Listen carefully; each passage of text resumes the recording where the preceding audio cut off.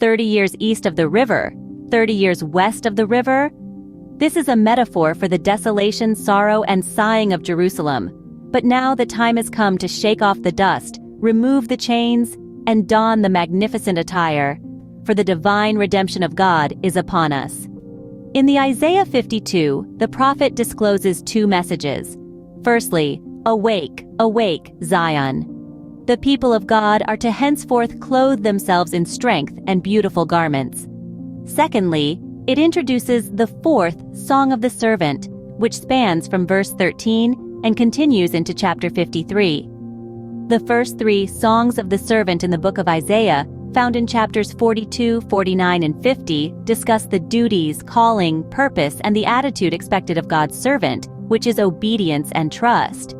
This fourth song is a summary of the previous three and fully portrays the life, ministry, suffering, and victory of God's servant. From it, we can discern the complete image of the forthcoming servant of God, Jesus Christ. A spiritual triangle is apparent in our reading. At the apex of this triangle is verse 7. How lovely on the mountains are the feet of him who brings good news, who announces peace and brings good news of happiness, who announces salvation and says to Zion, "Your God reigns." This is the pinnacle and key point. Because God reigns, peace arrives and salvation is revealed, the core of the gospel and good news. What then is the life of a believer in the reign of God? Verse 1 states, "Awake, awake, clothe yourself in your strength, O Zion. Clothe yourself in your splendid garments, O Jerusalem the holy city. For the uncircumcised and the unclean will no longer come into you." Plus, verse 11 says, "Depart, depart, go out from there, touch no unclean thing, go out of the midst of her, purify yourselves, you who carry the vessels of the Lord." These two verses form the base of the spiritual triangle. Externally, believers should wear holiness in their actions and words, no longer associating with outsiders. Internally, they should be vigilant in their purity, not following the schemes of the wicked, not walking the path of sinners, and separating themselves completely from the thoughts of Babylon. This spiritual triangle signifies the character expected of a born-again believer in Christ. It's not just about character, a societal term, but more precisely, the qualities of a life in God.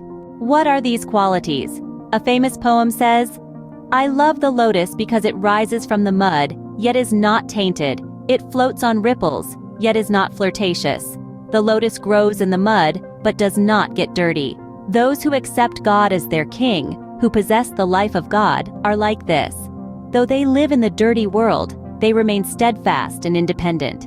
Like a living lotus, they forever uphold high moral conduct and integrity. As the prophet says, "The uncircumcised and the unclean will no longer come into you. Depart, depart, go out from there, touch no unclean thing, go out of the midst of her, purify yourselves."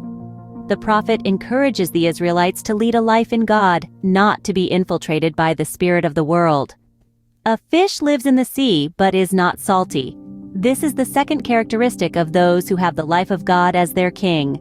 Although the sea is salty, the fish living in it do not become salted fish, all because they are alive. Otherwise, without life, they would become salty and rotten.